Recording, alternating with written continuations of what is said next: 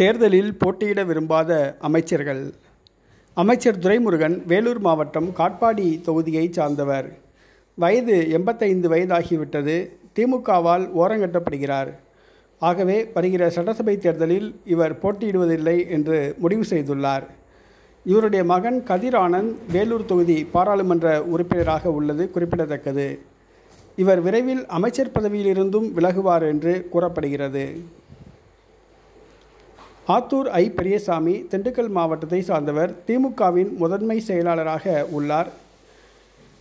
இவர் அமைச்சராக உள்ளார். வருகிற சட்டசபை தேர்தலில் போட்டியிட விரும்பவில்லை என்று கூறப்படுகிறது. வயது 75 வயதுக்கு மேற்பட்டதாகிவிட்டது.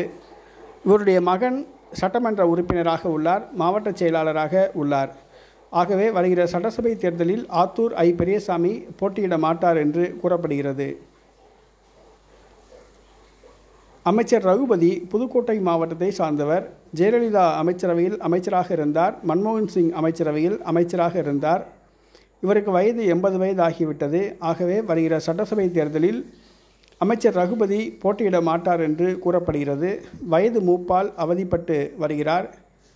உடல் நலக்குறைவினால் அவதிப்பட்டு வருகிறார். ஆகவே வருகிற சட்டசபை தேர்தலில் அமைச்சர் ரகுபதி போட்டியிடுவது இல்லை என்று கூறப்படுகிறது. சாத்தூர் ராமச்சந்திரன் அருப்புக்கோட்டை தொகுதியை சார்ந்தவர்.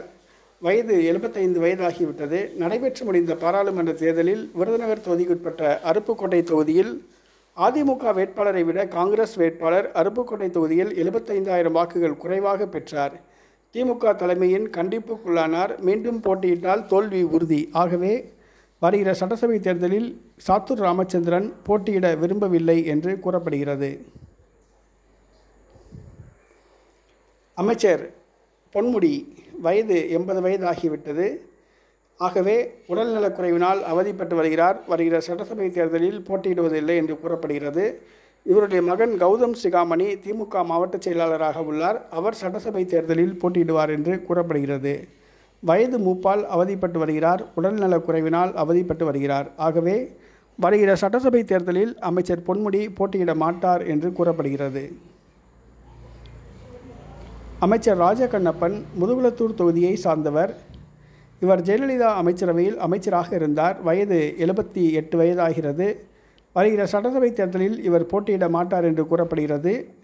இவர் உயிரோடு இருக்கும் பொழுதே இவருடைய மகனை அரசியலுக்கு கொண்டு வந்துள்ளார். திமுக மாநில மருத்துவர் அணி துணைச் செயலாளராக சமீபத்தில் நியமிக்கப்பட்டார். ஆகவே வருகிற சட்டசபை தேர்தலில் இவருடைய மகன் போட்டியிடுவார் என்று கூறப்படுகிறது. அமைச்சர் முத்துசாமி ஈரோடு தொகுதியை சார்ந்தவர். எம்ஜிஆர் மற்றும் ஜெயலலிதா அமைச்சரவையில் அமைச்சராக இருந்தார். கொங்கு மண்டலத்தில் திமுக பலவீனமாக இருப்பதால் மீண்டும் போட்டியிட்டால் தோல்வியடைவோம் என்று நம்புகிறார். ஆகவே ஈரோடு தொகுதியில் மீண்டும் இவர் போட்டியிட மாட்டார் என்று கூறப்படுகிறது. வயது 75 வயதுக்கு மேலாகிவிட்டது.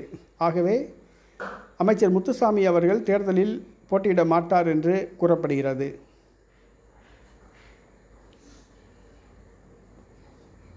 அமைச்சர் KN நேரு திருச்சி மாவட்டத்தை சார்ந்தவர்.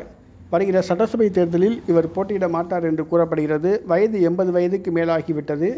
இவருடைய மகன் பெரம்பலூர் தொகுதி பாராளுமன்ற உறுப்பினராக உள்ளார். ஆகவே வருகிற சட்டசபை தேர்தலில் அமைச்சர் KN நேரு போட்டியிட மாட்டார்.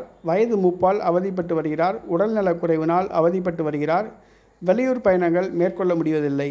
ஆகவே வருகிற சட்டசபை தேர்தலில் இவர் போட்டியிட மாட்டார் என்று கூறப்படுகிறது. மேற்சொன்ன அமைச்சர்கள் யாரும் தேர்தலில் போட்டியிட விரும்பவில்லை.